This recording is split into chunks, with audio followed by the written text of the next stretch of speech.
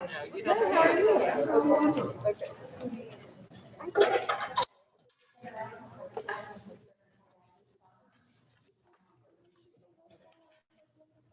was your trip?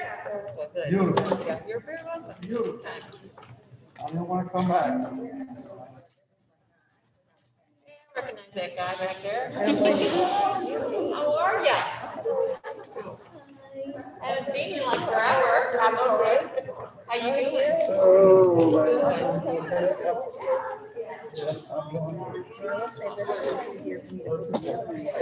Yeah, I hear you. I hear you. Yeah. Are they going out of state? There you go. There you go. That sounds like a good deal.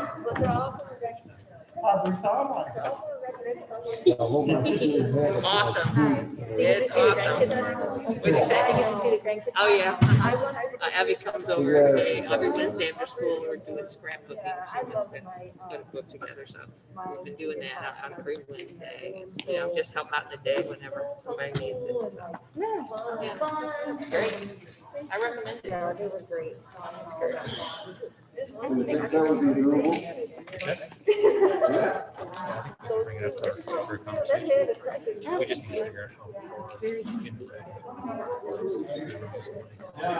But Yeah, well, we were because we don't have seats. We only charge them $4. Yeah, she had talked to me last time I signed her, so she's fine.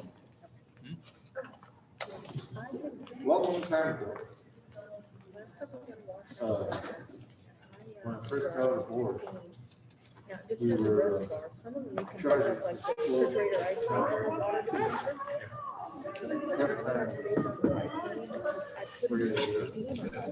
And you have to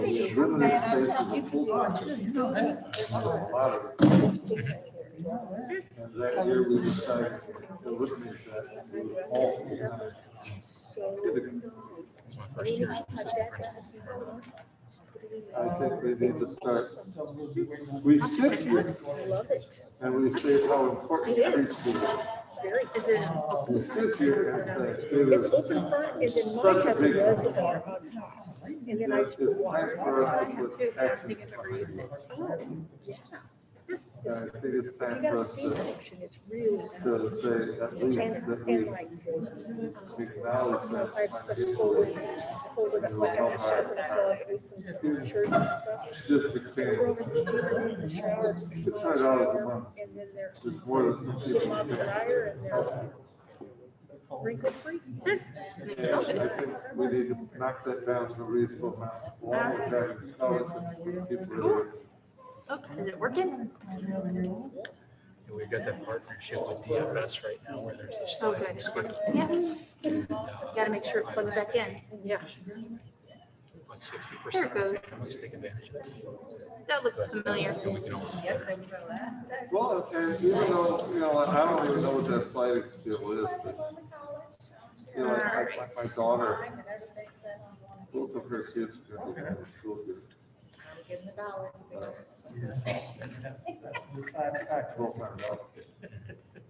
I think Stacy's. I think we're about ready for the Pledge of Allegiance.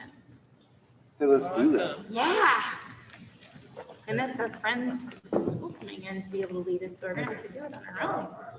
We don't have any little people here. don't we? Yeah, I know. I'm like, I look around, there's I was supposed to be surprised some by this people. Well, let's have our new board members. Absolutely. Moving to 3.01, Pledge of Allegiance. Yes. So we need to stand up. Yeah, I was like, I Yeah, say the pledge a while, actually.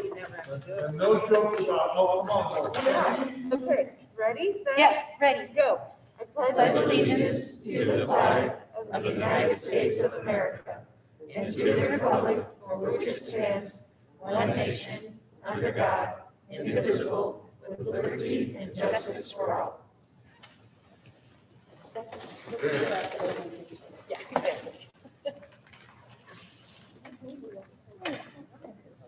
All right, moving to 3.02, report of closed session. Let's see, we met in closed session on April 8th and 15th, 2021 for the purpose of a discussion of personnel agenda items. Moving to 3.03, public comments. Do we have any public comments? Orlando, do you have Come on, anything to say? Nothing? He's Come on, in public. Comments.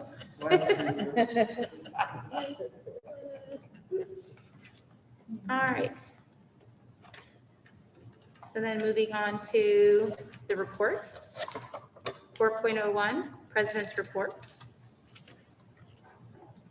We congratulate Ritenour High School senior Blake Simonio Smith, who received a $20,000 scholarship to Kansas State University from Clayco Construction. With this scholarship, Blake plans to pursue a degree in construction science and management and will receive mentoring and internship opportunities through Clayco. Congratulations, Blake. We are so proud of you. And tonight, I'm going to hand it over to Dr. Thomas because we're going to officially recognize Orlando Lewis. I'll take it from Dr. Thomas. I'll take it. Dr. Thomas. Sorry, Dr. Kilbride. Yeah. So, I was looking President Albin and Vice President Glover Jones, please join me with Mr. Lewis up in front.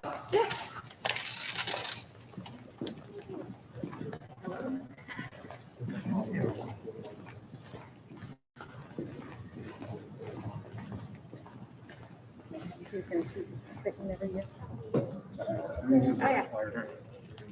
Just good to.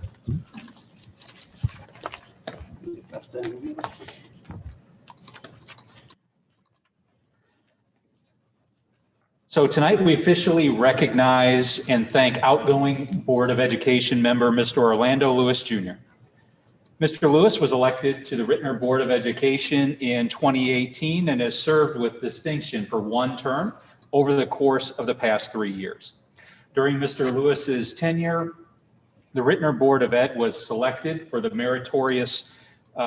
for the Missouri School Boards Association Governance Team Award. This was in 2020, very prestigious award. Mr. Lewis has and will continue to be an advocate for all students in Ritenour. Orlando, we can't thank you enough for your selfless service in this district. I know that we're going to stay connected for years to come. Yes. It's been an honor serving with you. Thank you. Congratulations. Thank you.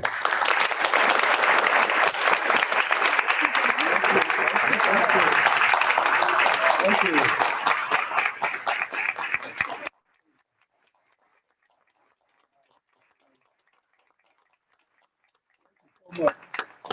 Thank you all. Thank you all. I just want to just take this moment to, once again, just thank Dr. Kilbride, the entire board, just the district as a whole.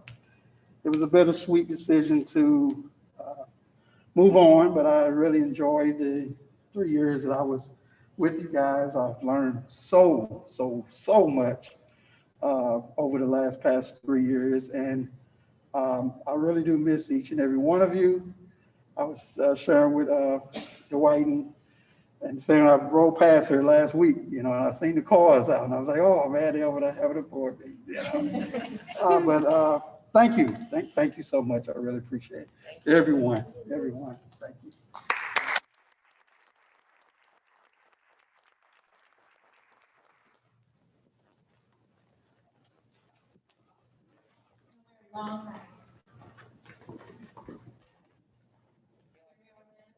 Later. I say no more long. I know, right? At least not here. Yeah. Thank you all.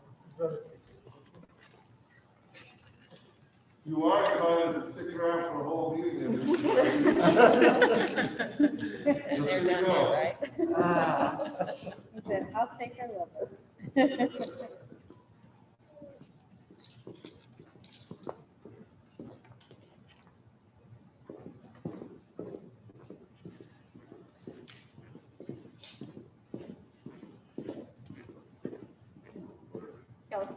Yes. Moving on to 4.02, Superintendent's Report. Dr. Chris Kilbride, Superintendent of Schools, presents this report, including the following announcement. Thank you. So board members, just want to recognize our fall alternate sports teams. So last fall, we made the decision to move all fall sports to an alternate season, which was this spring, in the best interest for the health and safety of our student athletes due to the pandemic. All of the athletes and coaches handled the adversity well. I've had a lot of conversations on both sides of the issue. There were a number of families that were concerned about the decision that was made.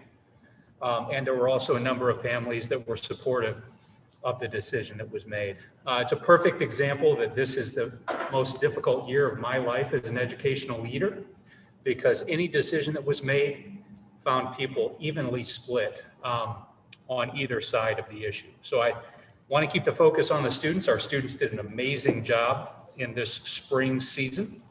The Huskies softball team was undefeated. They had 8.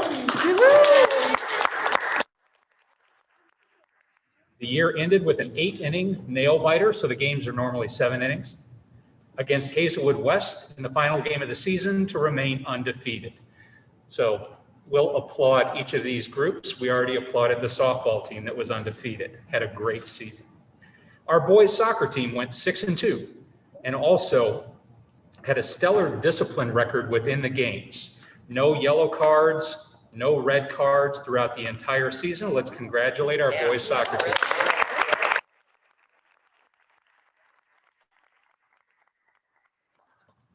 My wife received a yellow card last night.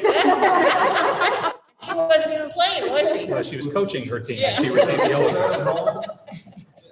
Unfortunately, girls golf did not have any matches, but they were able to practice and get some swings in the spring. Senior Jordan Fritchie earned a golf scholarship to Central Methodist this fall. Let's give them a round of applause.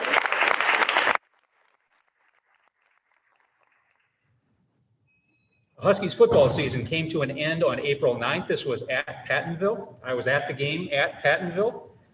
We were within 1 score, and in the last 2 minutes, things went down the wrong path. The students competed hard all season in all 4 games. The Huskies went 1-3 during the shortened alternate season, but still found much success throughout the process. We do have 3 students that will be playing in college at the next level. So let's give them a round of applause.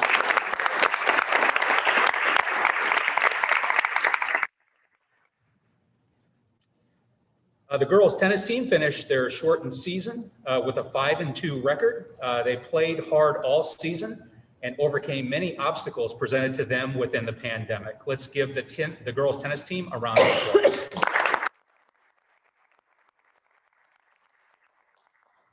The cross-country program had a lot of success in their 3 meets.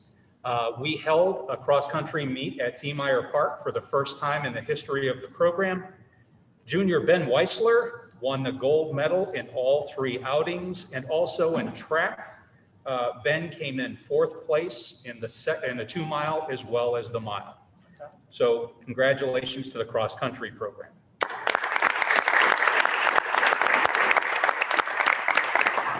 Girls volleyball had a very successful season with an overall varsity record of 9-2. Let's give them a round of applause. Boys swimming finished the season with a record of 4-3, despite only having 5 swimmers on the team. They accumulated many of their personal bests during this shortened season. Let's give them a round of applause. Board members, we anticipate transitioning back to a regular fall season and also summer contact as regularly scheduled. We're partnering with CARE STL to organize athletic physicals, and we've also partnered with SSM DePaul. We've had our first vaccination clinic where we vaccinated roughly 100 Ritenour students that were 18 and above, or excuse me, 16 and above. We've got our next vaccination clinic that Ms. Hahn and Mr. Smith are organizing for the 19th. And as of end of the school day today, had more than 300 registered appointments. So we're moving back towards some sense of normalcy. And I know that's something that our students, our student athletes, and our families will very much appreciate. Thank you. And Dr. Gilbert, I'd like to take a moment. I think we have some family members back here to come in, and we'd like to recognize you guys. Orlando, would you care to introduce your family? This is my son, Isaiah, Zay, graduated from Ritenour High School, in addition with kindergarten all the way through. Yeah. You know, got my daughter Maya, and also Ritenour graduate. from 13. third. Oh. Third grade. Third grade to senior year. 13. 2017. Wonderful. Thank you for coming. We're very proud of your day. Same.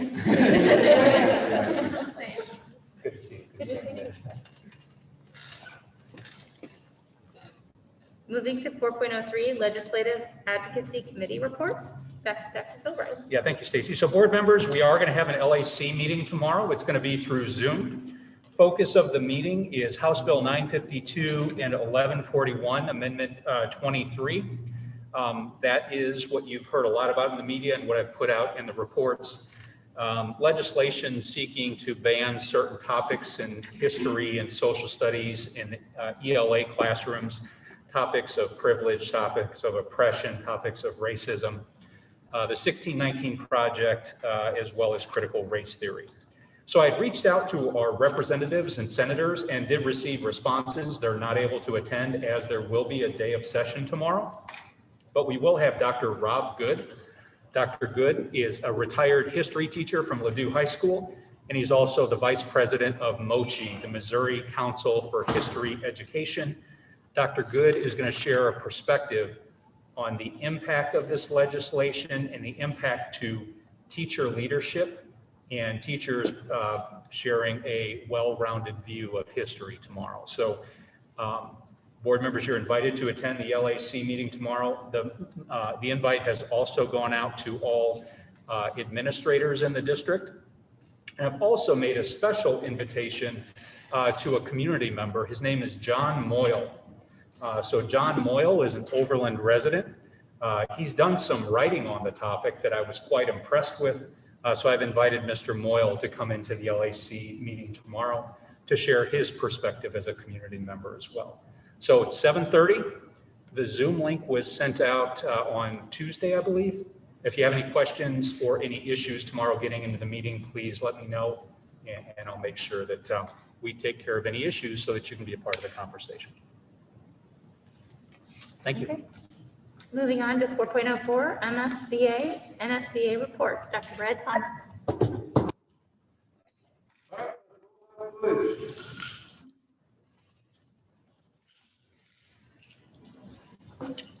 Does everybody get this on everybody? Mhm. Everybody get this already? Lisa, do you get this, everyone?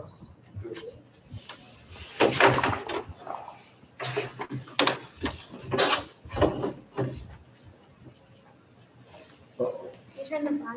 Oh.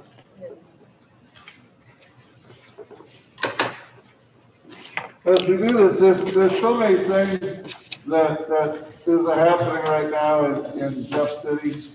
They've approved our budget, the state budget. They're looking at different bills that we have talked about. I think there's a couple of them on the governor's desk right now that are waiting his signature. One is about charter schools and the $75 billion that they're pushing toward charter schools and such right now that come out of the education budget. All these things we have to sit up and take notice. And MSBA has done a very good job of putting that out to us in various emails. If you're not getting these, if you're not getting 3 to 5, 6 emails a week from MSBA and a couple from NSBA, please let Michelle know so you can get on that list so that you can stay current. NSBA is putting out probably 3 to 4 emails a week on advocacy, on different webinars, from equity to what's happening on Capitol Hill. So all these things are pertinent all the way down to this school district and all of our students. So I would encourage everyone to read this and read those. And it sounds like Michael is ready. I figured it out, Brad. All right.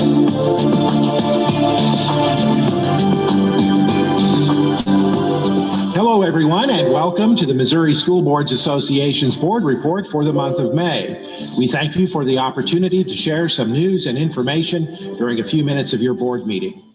We begin with a look at this spring's Missouri Assessment Program testing. Because of the impact of the COVID-19 pandemic on schools this year, the State Board of Education decided to continue with the annual MAP testing, but suspend the use of assessment results for accreditation and accountability purposes. Commissioner of Education, Dr. Margie Van Dieven, told those attending MSBA's recent legislative forum, it's important to use the assessment results to determine where students are academically as we emerge from COVID-19.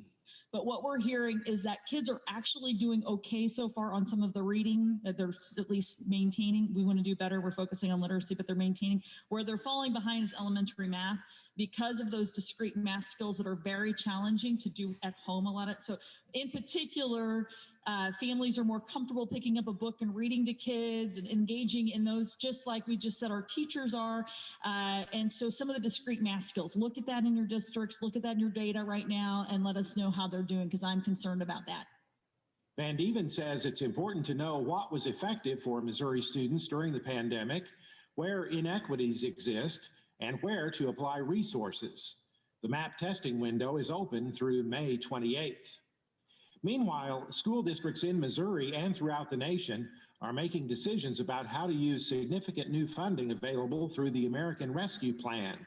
Part of that new law includes $7.1 billion to help close the digital divide in education and give school districts flexibility to meet local needs. In Missouri, it's estimated that as many as 23% of students do not have adequate internet access at home to allow them to do schoolwork online.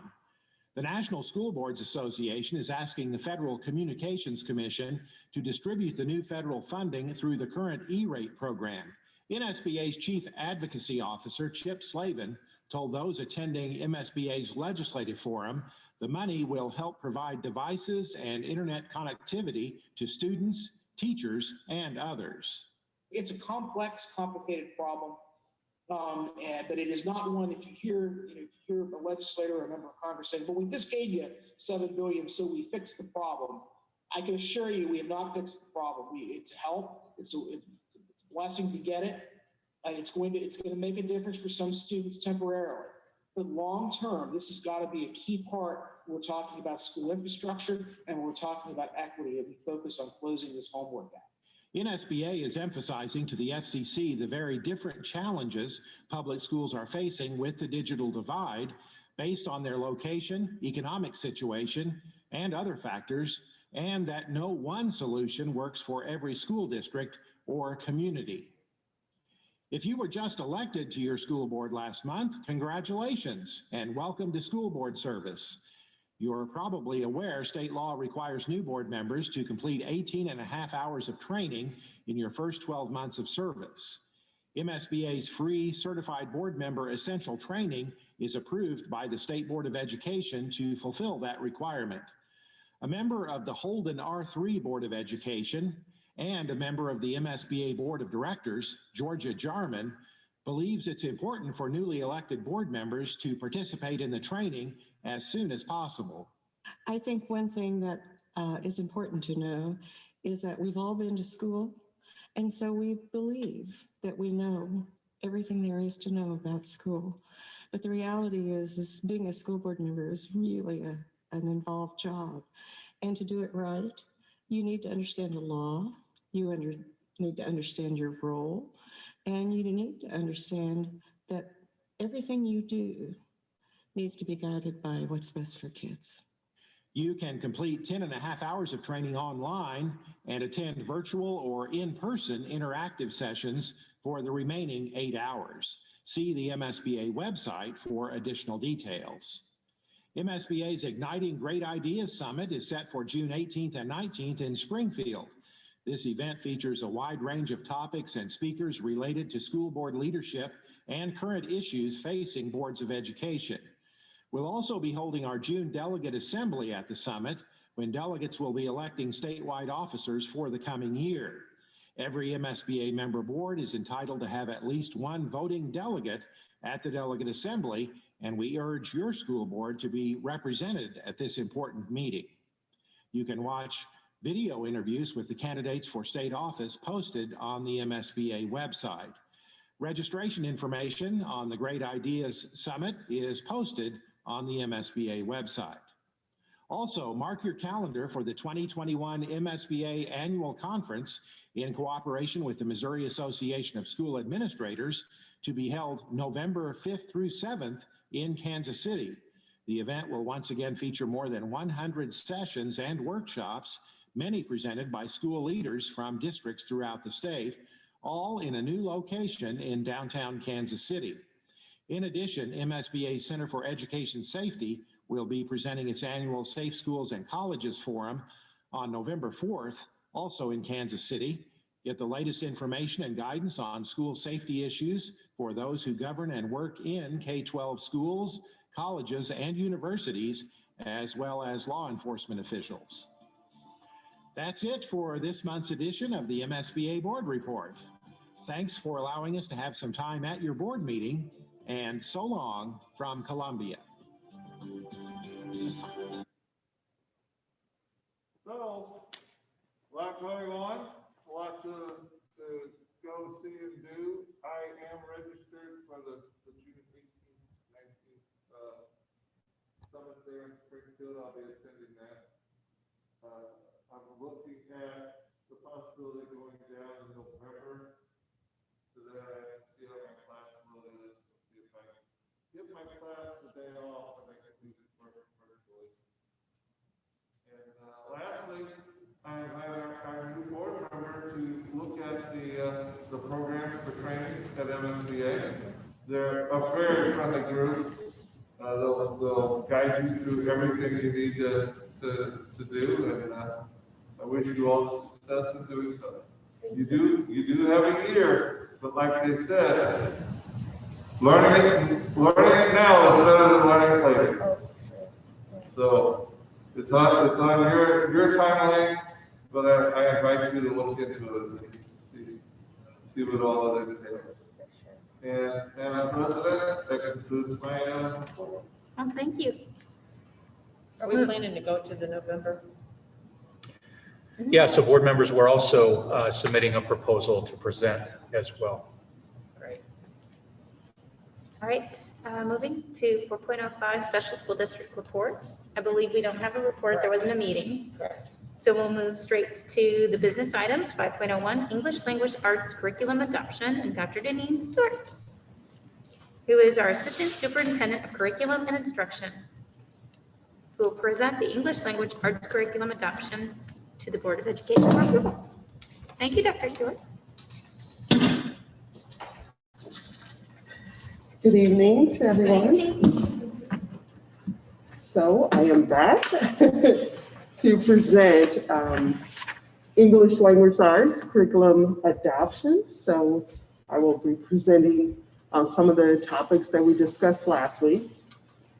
So vision, Ritenour School District works in collaboration with parents in the community to develop leaders who are recognized for academic excellence and high levels of integrity.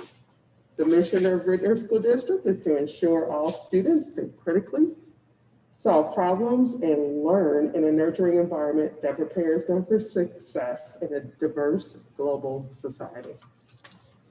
Our equity statement, this connects with our equity statement. Resources are allocated so that every student gets what they need.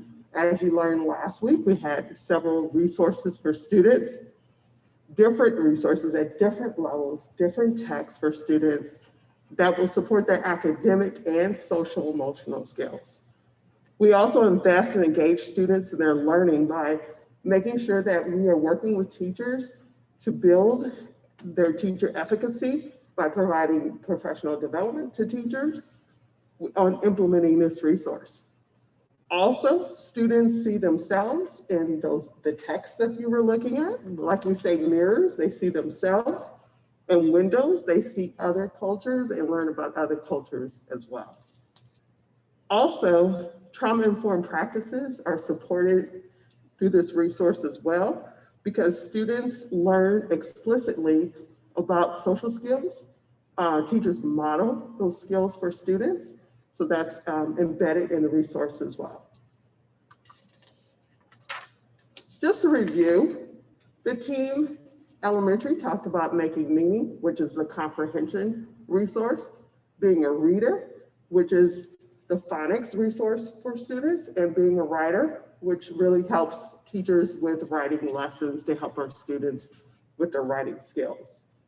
Also, Ritenour High School talked about 9th and 10th grade courses that needs revision. And the courses, some of the courses were debate, college credit, oral communication 1, college credit, intro to mass communication. Also, the next year, we're going to focus on pre-K. Many of the resources that they've asked for are big books for students. Middle school, they're still revising their 6th through 8th ELA courses. And Ritenour High School, we will continue with 11th and 12th grade courses for the high school.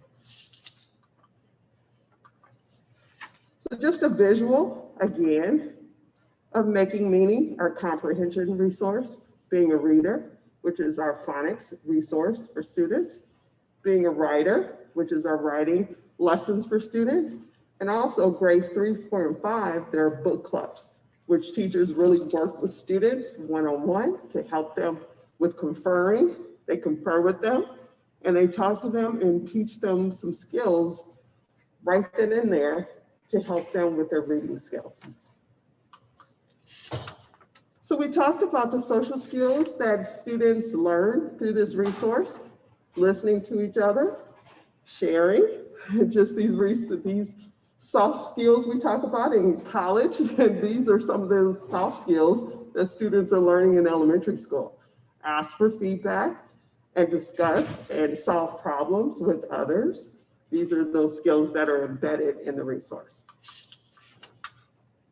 Also, our students, just to review some of the experiences with our students, they engage in high quality text, engaging text. They have opportunities to learn phonics, comprehension, writing skills. And our teachers have a comprehensive resource for students that it really includes phonics for students, scripted lessons, and it's teacher friendly for our teachers. Just to review professional development, next year, there are several opportunities for teachers to participate in professional development throughout the year on PD days, professional development days, I should say, and then also one-on-one consulting, also with our administrators, our teachers, our instructional coaches. For the high school, I won't read it to you because we went over this last week, but just these are some of the goals that the high school has as it relates to their revision process. These are the courses that the 9th and 10th grade courses for phase 1 that are due for revision for next year to implement next year. Some of these are the courses for the high school, and some are this is phase 2 that we're going to focus on next year and writing some of these revisions in their curriculum for pre-K, middle school, and the high school courses as well. So the impact on budget-wise to purchase this resource for collaborative literacy is $529,000, and that includes being a writer, making meaning, and being a reader, which K through 2 has a second edition for their teacher edition. The consumables, 3rd through 5th grade classroom library is just one set, and professional development is $48,000. These are the resources that the high school teachers have said that they need in order to revise their curriculum. And professional development is $10,000 for the high school. So the impact total for our elementary is $529,000 for collaborative literacy. Ritenour High School resources that were listed, $54,100, and the total is $583,100. For professional development for elementary, $48,000. Ritenour High School ELA department is asking for $10,000 for professional development, which is a total of $58,000. So the total request for resources in PD is $641,100. So are there any questions before? I have one. Sure. You have the solid copies. Does that also include things that would be on the computer as well? Is that kind of built into that? Yes, there's online versions of, of some of the I'm just resources. curious because I forgot to ask that last time during the work session. So. No, that's a good question. They're doing a great job with making sure they have online resources for our students. Yeah, that's what I was gonna say, just for clarity for people watching, that this is also hard and software, hard book and for all the schools involved. That's across correct. the whole district. Yes, that is correct. And they've had some updates since, the pandemic to make sure that they have resources online for students online. We had talked about, when we had the displays over there, one set of books, this was like the reading book. Mm-hmm. And it kind of indicated by some of the teachers that, that it'd be nice to have more than one set. We could do with one set, but it'd be nice to have several so that we could, get more books out. Did you get any kind of feedback about that? No, I didn't get any feedback saying that we need more. We actually talked with some of the teachers because we were wondering if one set or two set, and a lot of teachers still have textbooks and books in their rooms. So many of them said, well, I may need some more, but not necessarily more than one set. But, there may be some teachers that would like more. So, we could definitely look into that, but some of the feedback we received was that we do have some, and this will help. So this was for the classroom library? Yeah, it's for the classroom. They said one set will do, but it'd really be nice to have several sets. So teacher classroom libraries, so it's not like we're building from zero. Right. With classroom libraries, they do have existing classroom libraries. We're just really updating, upgrading those classroom libraries with most up-to-date titles. But they don't have those current ones. Correct. Updated, so if they had more than that, they could spread those around to different classes, I guess.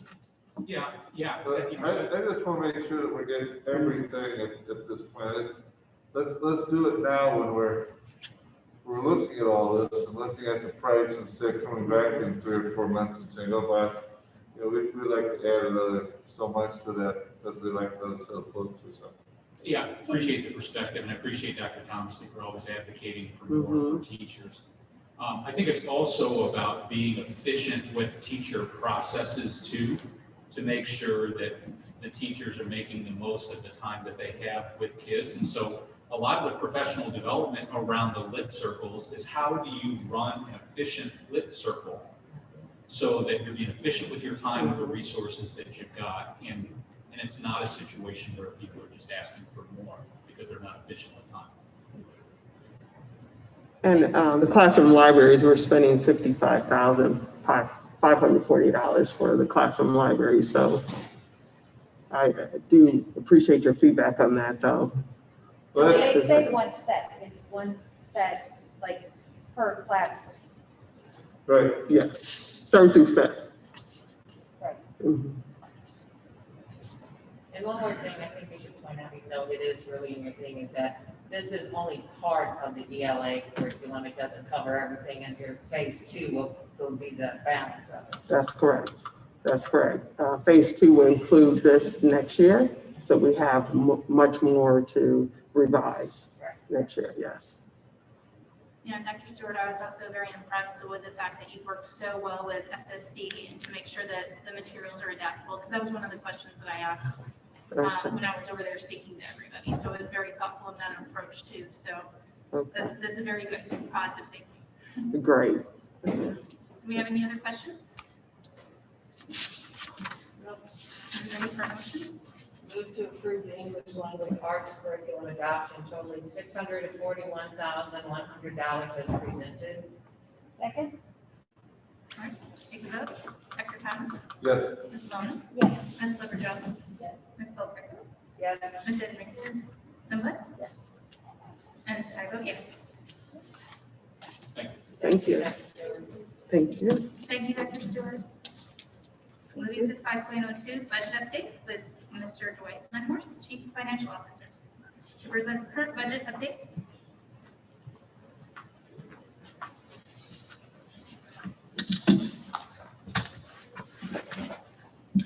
Good evening. Good evening.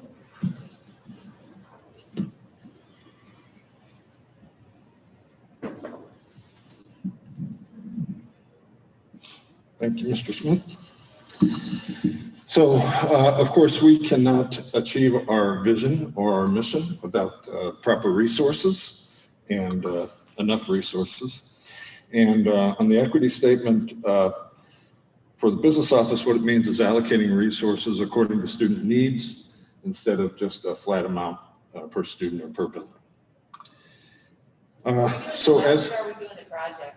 I'm sorry, Are we doing the budget or the projector? Right now? budget. Okay, thank you. So for next year's budget, we talked about revenue a little in previously, but assess valuation this year is a reassessment year, and preliminary numbers that we got showed over 13.8% increase in residential real estate growth, but a decrease in commercial property. And that was expected due to the pandemic and the economic downturn due to that. We'll get final numbers, we'll get better numbers in June and final numbers in September when the board will approve a tax rate. Assuming flat personal property right now, we don't get preliminary numbers on those.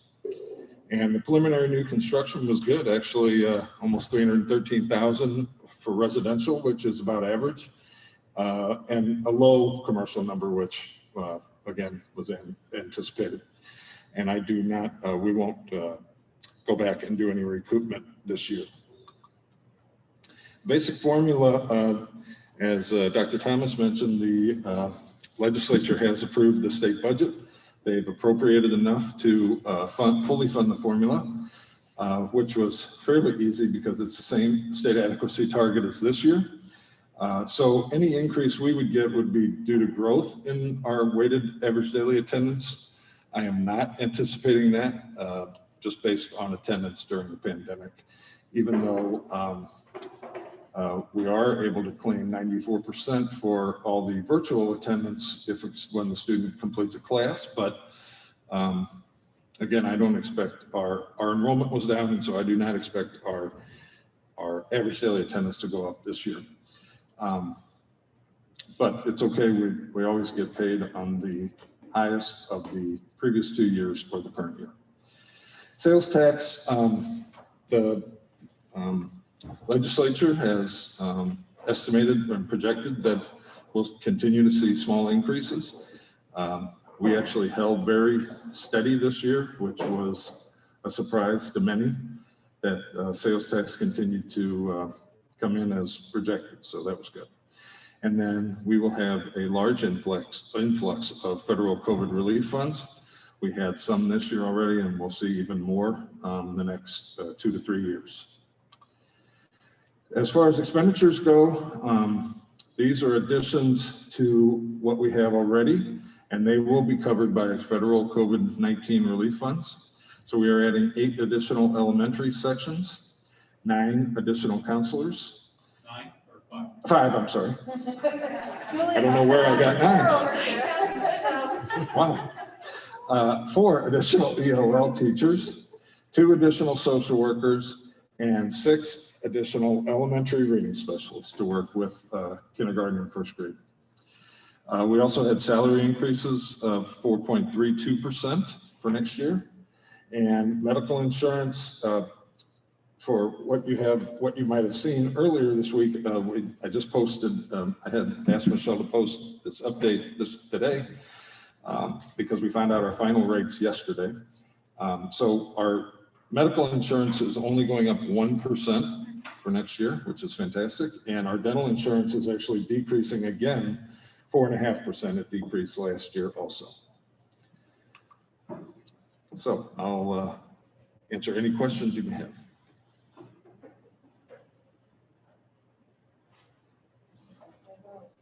Always look good. Thank you. All right, looks good. Thank you. Thank you. Moving to 5.03, the auditorium projector proposal. Mr. Michael Smith, Director of Operations.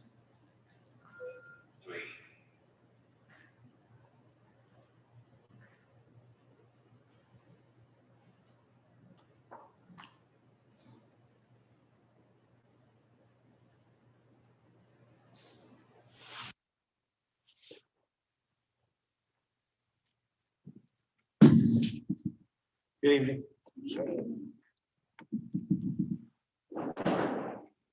As you know, well-maintained facilities help us reach our vision and our mission. And our facilities should provide the best physical environment for learning to occur. And all district schools should provide consistent and equitable environments. In 2012, we opened the auditorium, and at that time, the projector was state-of-the-art. It no longer is, and is in need of replacement. Theater manager has been able to provide fixes to overcome many technological challenges, but there are many concerns that are listed.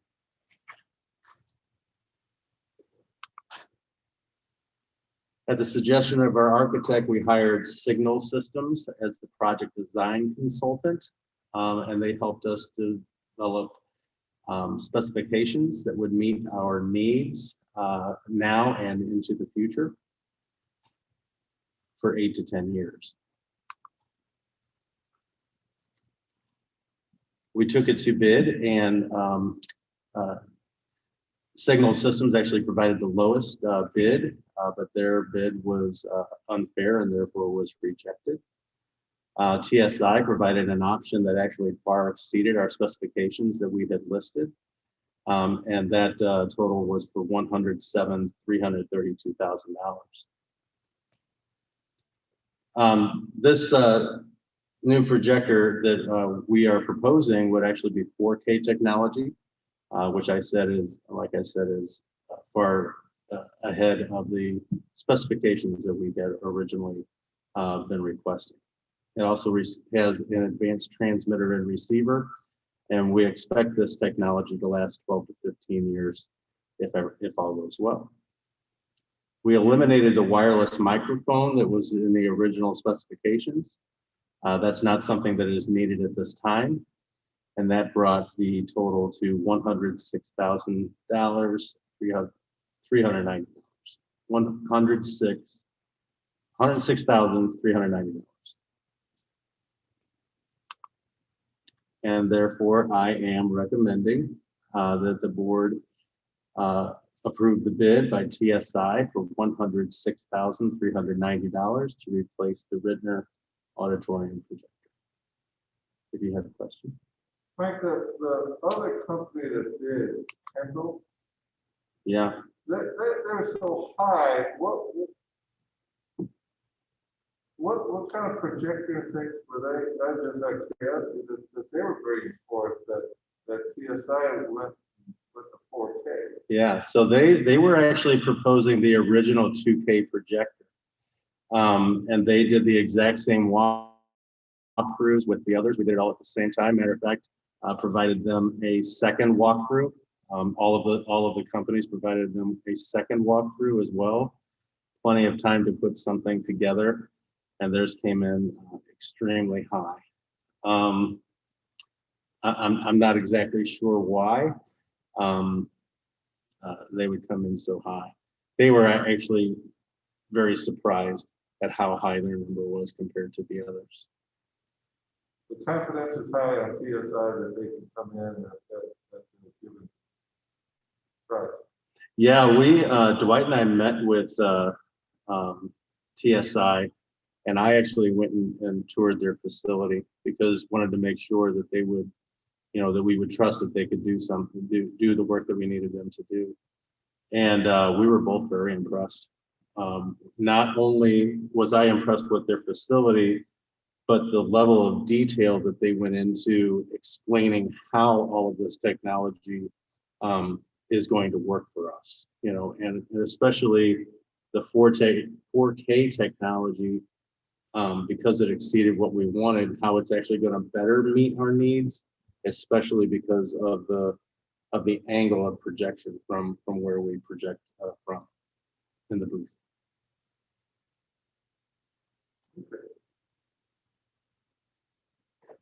Well, I would move that we approve TSI bid to replace the Ritenour auditorium projector totaling $106,390 as presented.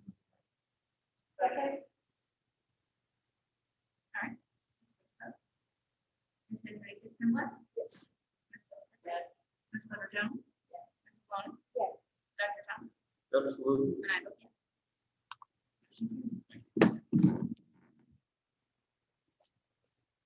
Moving to 5.04, personnel organization with Dr. Michael Chan, Assistant Superintendent of Human Resources.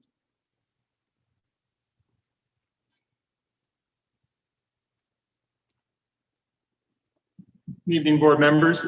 I'm here to recommend items 1 through 103 on the personnel report, and I'm open to any questions you may have.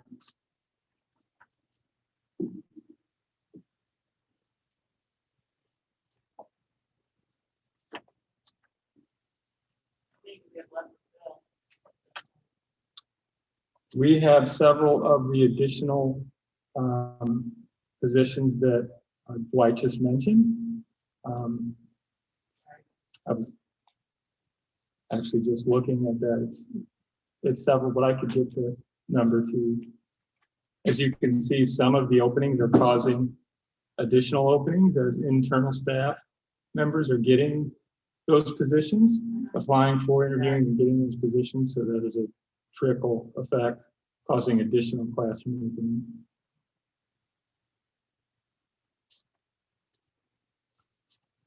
We have difficulty filling the summer school position. At times we have had concern about filling summer school positions, and we had heard that there was difficulty filling one position at one school, and then earlier in the week that position was filled. What we also find is at times we end up being overstaffed if students don't arrive, and then we adjust staffing, or if students finish coursework sooner, then we adjust staffing as we go.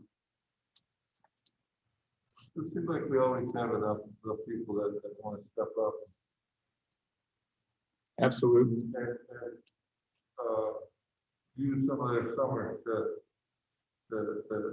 teach and help our students out. I think that's a wonderful thing for a lot of teachers. As much as we hear, we want more of our summertime, we want more time off. We got a group of academic teachers, 80, 90 teachers here that want to step up and say, I want to continue helping our kids. Yeah, absolutely. And I think going into the next school year also, we're having conversations about after-school programming and additional enrichment or remediation as well, because we realize over the course of this year, there are some students that experience some level of learning loss. And so it's not just the summer. I would say we always start with concern. Are we going to be able to acquire our summer staffing? And our staff always come through and always step up to serve the needs of our students. Yes, they have.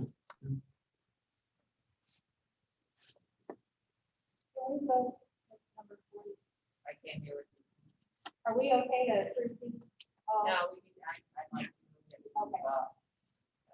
31 through 103, with the exception of pulling out number 42. Second. Yes. Yes. Yes.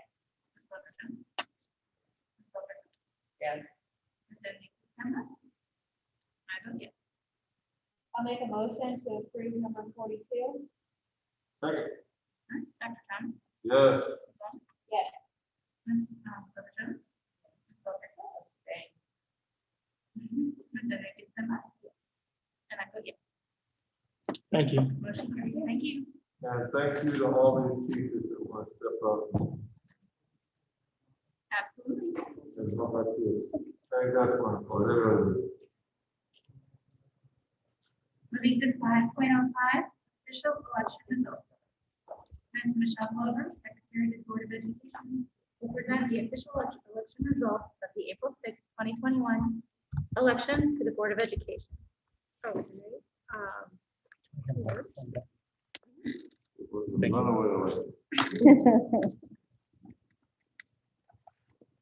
Thank you. So this evening, I have the official election results that we received from St. Louis County. You can see the document that we received attached in the field. The results really changed by one vote per person. They each got one extra vote after the official count. So I am asking you to accept the official election results provided by St. Louis County as follows. Lisa Glover Jones, 1,775 votes, and Vanessa Pimblott, 1,317 votes. So moved. Second. Take the vote. Ms. Enriquez Msba? Yes. Ms. Belcrico? Yes. Ms. Glover Jones? Yes. Ms. Lonis? Yes. Dr. Thomas? Yes. And I vote yes.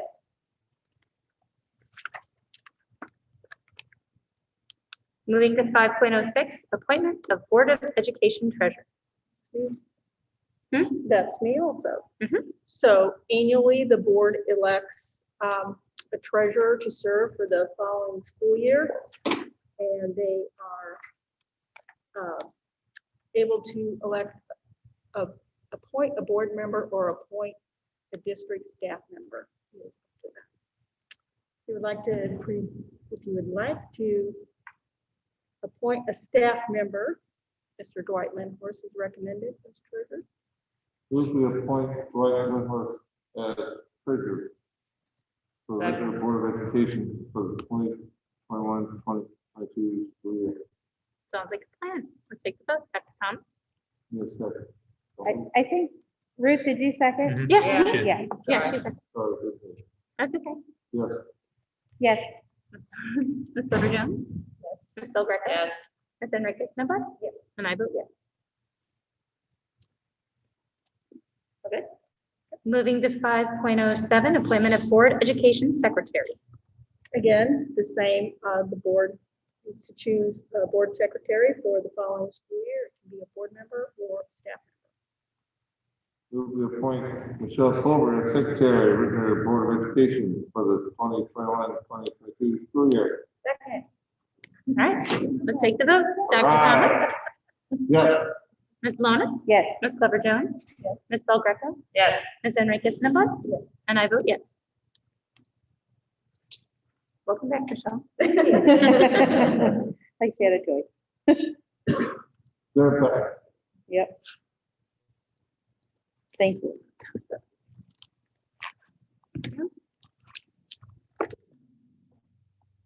Moving to 5.08, NSBA conference reports. For board members who attended the National Sports Association virtual annual conference, will provide a report regarding the workshops that they attended.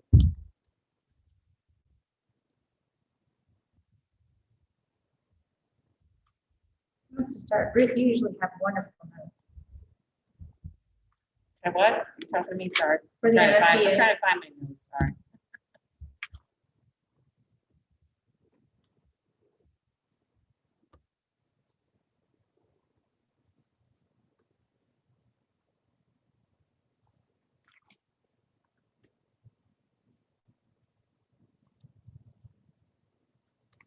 Couple couple of things to note. Doing this virtually didn't really have an impact. You know, when you go to general session, you got 70,000 people sitting there with you, and we can be there as a group. Didn't really have that impact. Some of the sessions, the general sessions were informative. It just, you know, it just wasn't there, as it were. A lot of things I looked at, and I tried to look at, I had some, I guess, they and I had connection problems on some things. But I looked at some of their sessions on equity, and some of the things they had, and some of the big thrust of that was that I bring back and say, we can't get into the same rut that a lot of other school districts have found themselves in. Worked real hard, got an equity statement, and then. And a lot of them were bringing out, after we figured out that there was an and then, now what do we do? And you have to take that forward. You have to incorporate that in what you're doing. You know, like we put it on our PowerPoints now. And that's a good reminder. But it has to be brought into the school buildings. It has to be brought into the classrooms, as it were, and to, like our high school's leadership organization. I think we need to listen more to them and what they have to say. Connect with our student board member and maybe even have her give some ideals and reflections on how we can move that forward. And some school districts are struggling with that and then. What do we do now? Some of them came up with plans and those were good, but I think we have to come up, as we came up with our own equity statement, we have to come up with our own plan of how to deploy this. And it really has to be a concerted effort if we're going to make that successful. But I do look forward to the day that we can all go to the NSBA conference together. Because I think that fellowship amongst the board members and our superintendent is just as important of whatever session that we attend. Thank you, Dr. Thomas. So the conference next year is in San Diego, the 2nd to the 4th of April. That's what's scheduled right now. Awesome. I really enjoyed the equity in action with the Magnet Awards. Those were really good. I talked about one of them like right afterwards. Mashpee on Concosh. That was really interesting. There's one in Portland, Maine. And then the one that was really, I thought really cool was done by Michael Craig, a Drew Cultural program in Detroit, Michigan. Post-secondary, he developed a post-secondary center for impaired children. And the goal was to train them to get to the point of adult working. And they did things like that, doing laundry in the hospitals, wash gardening for the chain chili restaurants. They have a 9-acre campus and they grow food for 18 schools and the largest in the country. And he said they can be replicated in any school district. I thought that was really interesting. And then one of the general sessions was Sean Aker, who did a happiness advantage. I don't know if you've ever heard of that before, but it's very, to me, it's very good. It's something that I think we should look into, especially he pointed out about pleasure is not happiness. And with what happened this past year with the pandemic, there were so many, people depressed, and with our whole country went through. And he's been studying this for a long time. And he was most excited about being able to come and talk to us as educators in the field of education. So disappointed that we couldn't meet in person, So it was a video, of course. And he talked about how one of the studies that they did with the pandemic was they took 2 hospital groups, and one they went through and gave them this happiness training, and the other one they just let the normal route go. And in the happiness training group, there was no burnout. That the people, the nurses, the medical staff came all in and were always, eager to go. Where the normal one had a lot of burnout. And then he also talked about a study that was done in Iowa in the Forest County, and they worked with the teachers and admin. And there was actually an insurance company that paid for them to come in because the insurance company had already done the training. And so they went to the Forest County and paid for, all they could afford was just the teachers and the admin. And 3 years, their ACT scores went up 3 points. And then after that, they had an influx of new students from other districts, from other areas. They also did the same thing in Schaumburg, Illinois, which is outside of Chicago. They worked with students and parents. This is a program that you can work with your parents and students and your admin. And they went from 83% to 98% in 5 years, and they're top 2% in America. Their mental health problems went down 30%, and their behavior discipline went down 50%. He said, happiness is contagious. Your happiness can change your whole outlook. Happiness is an advantage, and it's also contagious.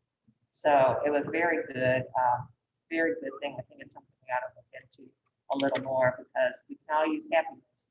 We all seem to think, and as we start out, we seem to think that pleasure and happiness go together. Like if we just do this, then I'll be happy. But that's not how it really goes. So you should always have happiness and joy, regardless of good times and bad times. So I have a lot more notes on it, but that's basically overview of it.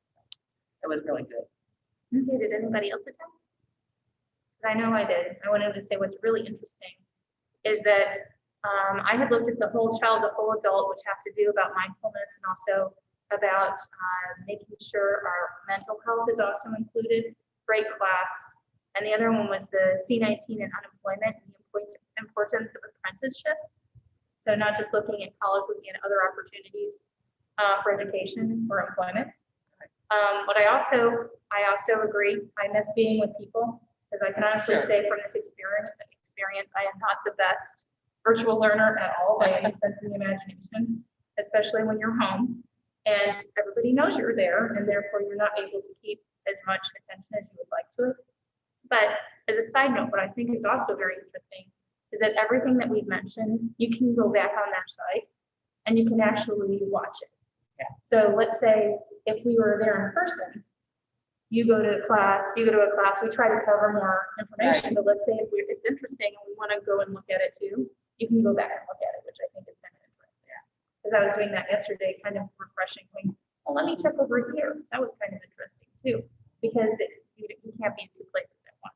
Yeah, and they normally, I don't think they videotape everybody, but they normally, if there's any kind of PowerPoints or information, that they'll have that posted. But it's good that we can go back and look at it, I think, for the next 6 months. And But in see this all case, the- it was like the whole video presentation. So I was able to kind of go and scroll and. The one that you talked about with apprenticeships, did you talk about internships as well? So they're not at Rankin, we're running into with the unions and the trades and things like that. If you call it an apprenticeship, they get all kind of wrestly and uptight, because you kind of push it into their territory. But if you call it an internship, which is what we're really looking for, the unions, along with the trades and everybody else, are more open to that, because it's a very short, very brief program at that point. Sure, thank you. Do you have anything else? Well, thank you so much for your reports. Very informative, and I'm going to double back and check on some of those that you had mentioned too. We'll move to 5.09, the board member comments. Do we have any board members that wish to? I have several things I'd like to. I had the pleasure of coming up this week to see the high school concert, band concert, and choir concert, and it was great. The kids did a great job, especially for the situation that they all experienced the past year, a little over a year, where they couldn't be in there daily or every other day like they used to be. The band was great, really good, and the choir, you know, they were supposed to do the Phantom of the Opera last year. Hoped that they could do it this year. That didn't work, but the director had most of the same cast people for both years, but it still didn't work out. But the two seniors that had the leads, he let them perform at the end of the last song, Past the Point of No Return. It was just absolutely beautiful. It's just a shame that they didn't get to perform because they were both very talented.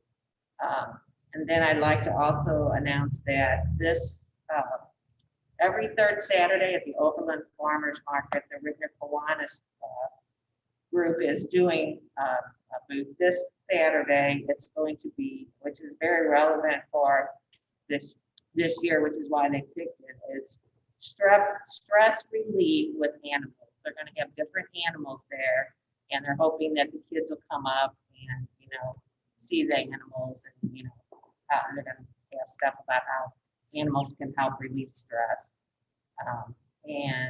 So that's from, I think the market's 8 to 12. I'll be there. Mike and I will be there from 6:30 to 12, but anyway. And they're always looking for more members. So it's a very small group right now, but they're hoping to build it back up. So those are the two things that I wanted to share with everybody. Where do they meet and what time during the week? I'm sorry? For the Kiwanis, where do they meet? They used to meet physically down at Nick and Elena's on the, I think it's, I'm pretty sure it's the first Thursday of the month, which is why I can't go. But they started doing Zoom. I think they're hoping to go back to meeting down there again in either June or July. Okay. So at 6 o'clock. So No, I think it's important to keep our community organizations. yeah, they're all about serving the children. So it's a good organization. All right, thank you. Anybody else? Hi, Jacob. Oh, go ahead. Go ahead. No, I just wanted to say, Dr. Kilbride, when you were talking about the alternate sports time and everything, I just want to tell you, well, tell everybody in the district, the coaches, and the students and everybody, thank you so much for that. I know how important it was for students, especially the ones who were continually virtual, to have some sort of connection to the high school, especially, I'm just speaking on 2 freshmen that I know, to be able to have a connection to the school, even though they stayed virtual, it really made them feel a part of everything and the craziness of everything. So I just want to thank you and all the coaches and staff and everything, and even the other students who were on the teams with them for that, because it really it made a difference, I'm sure, to a lot of kids. So Thank you. Thank you. So, and I'm not sure if this is where I'm supposed to bring this up, so please feel free to stop me and say, Vanessa, this is for next time or something. But I had an idea this week about, so as you know, I have a newborn and she's quickly growing out of clothes. And I was thinking that maybe if there is a space in the future to utilize part of the Husky Support Center, I know that we are using it as a food pantry and it's converting into more of like a grocery store type, so folks can just come in and get food. And I was thinking if it was possible maybe to implement some clothing as well, where people can come in and just, you know, get free diapers and clothing and you know, even now it's springtime and maybe coordinate some sort of like spring cleaning giving type of thing where the community really gets involved and brings things that they would like to donate that could be reused by other members of the community and possibly even, you know, students. So just wanted to throw that into your awareness that, you know, I think that's something that we could utilize the Husky Center for at least part of it, for maybe a short time or something. So again, if there's another time, I just wanted to throw that up there. If this board member is okay, if we can respond to it, I think we're already moving in that direction, and Ms. Hahn is providing some leadership around that. There were scholar shops, which were used clothing stores in the region that closed. And so the scholar shop that closed on Clayton Road right near the Galleria called us.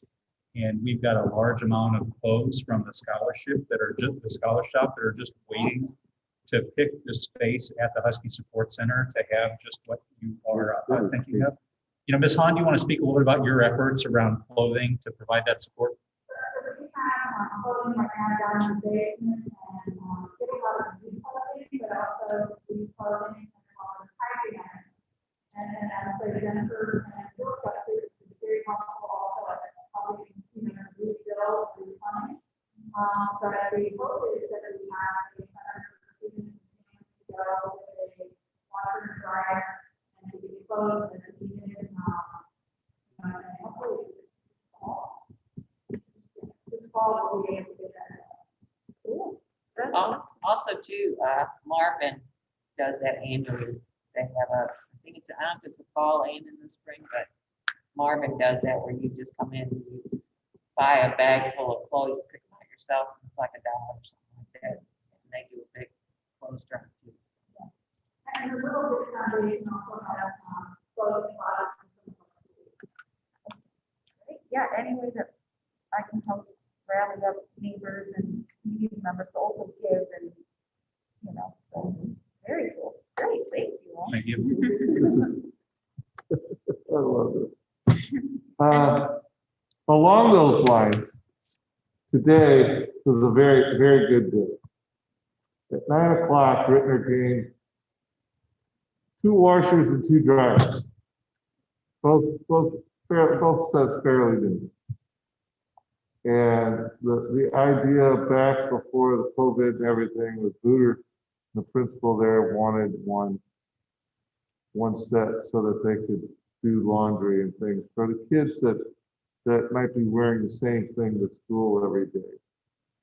And I remember this all because of what happened at Marvin some time ago, that a brother and sister hid out from their parents and didn't come to school.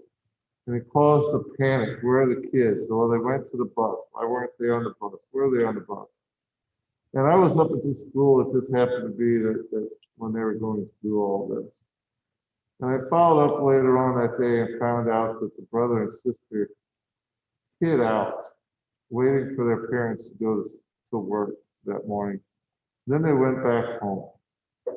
And when asked why weren't they in school and everything in the interview, they said that they were ashamed to wear the same pair of clothes 5 days a week to school. And this was without being washed. And that stuck with me. And to be able to have a program like this and have washers and dryers, something as simple as that, at our elementary schools is helping our kids in just another way. More clothes, new clothes, different clothes. Oh my gosh. Those kids were been so excited by Christmas Day are getting a different pair of pants, a different shirt to wear, except what they had every day. And if we can help our kids in that way, if we can get these washers and dryers installed at our elementary schools, up at our Husky Support Center, if that's what we have to do to make these kids' life better and support them in their education and in their youth, then so be it. You know, if that's the role we have to take on because their parents can't, or, you know, for whatever reason, haven't been able to, then let's give them a hand up. And I was glad to see the guys take those. And one set was going to Booter and one set was going to Iowa. And thank you, Dr. Thomas, for your donation. So board members, Dr. Thomas donated 2 sets of washers and dryers. The operations team was out picking up those washers and dryers this morning. One set will be delivered to Iowa, the other set to. Looter. So it's good, you know, it helped me out, it helped Ritenour out. It was a win-win situation. I was happy to do it. It was, whatever money I could have made on them, it wasn't as important as making sure that our kids had the tools they need to be successful. And the tools aren't the computer all the time or a pen and paper, or, well, it's other things as well. And I was happy to do that. The family was happy to do that. It was a great deal. And I love the project that Julie's working with. Some of our schools, I know Wyland, they have a little corner in their cafeteria that they collect coats and hats and gloves and clothes, and parents are always welcome to go there and pick out a warm coat for their kid and everything. I think that every school, it seems like, has a different program, but if we could bring that under an umbrella of helping out to that magnitude, that'd be awesome as well. Second thing, and I brought this up to Chris, and I've been thinking about this for a while. We talk about preschool and how much preschool can make a difference with our kids. And I remember when my youngest was going to go to kindergarten.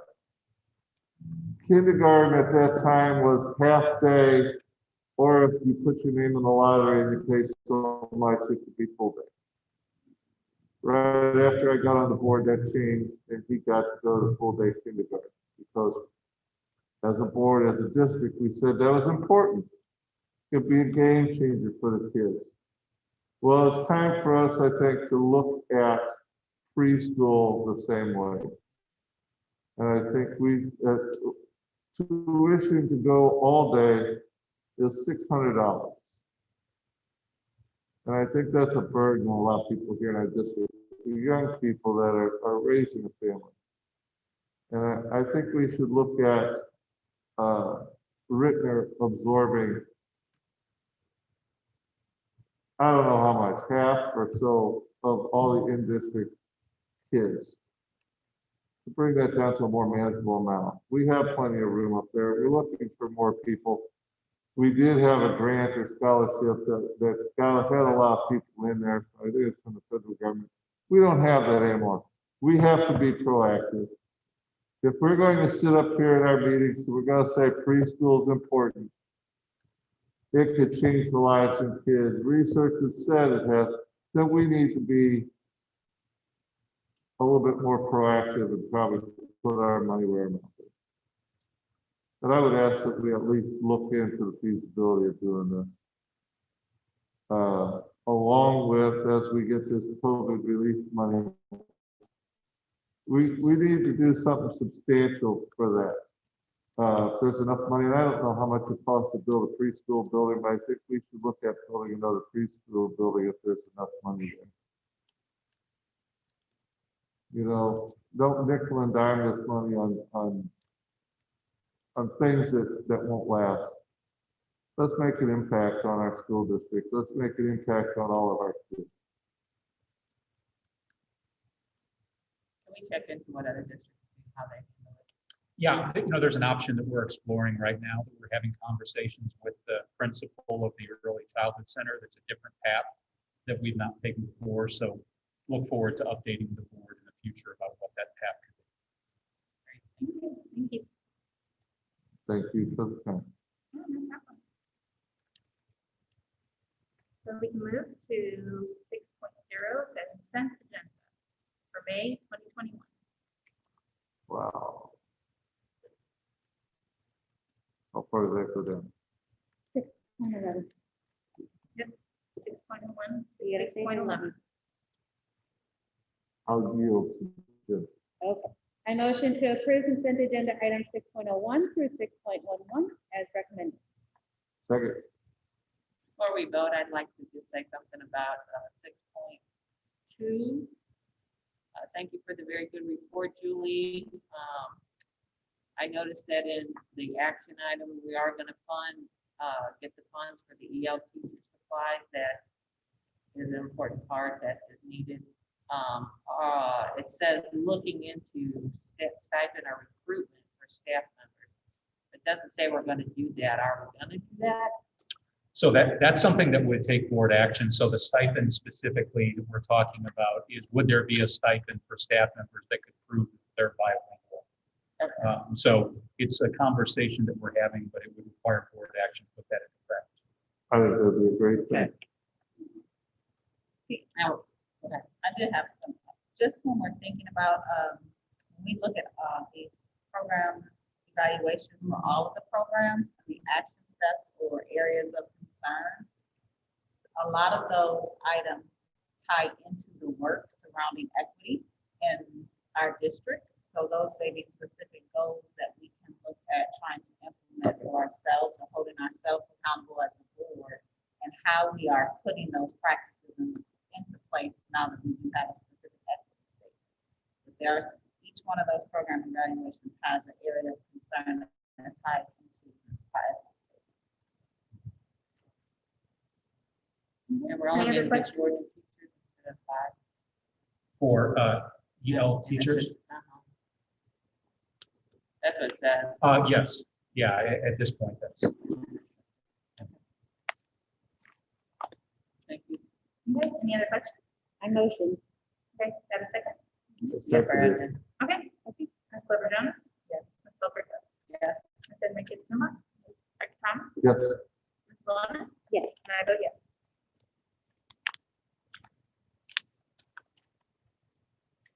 Moving on to 7.0 closed session and 7.01 to reconvene in closed session for state statute 610.021. So moved. Second. Second. Take a vote. Ms. Clover Jones? Yes. Ms. Wilbur? Yeah. Ms. Enriquez Numa?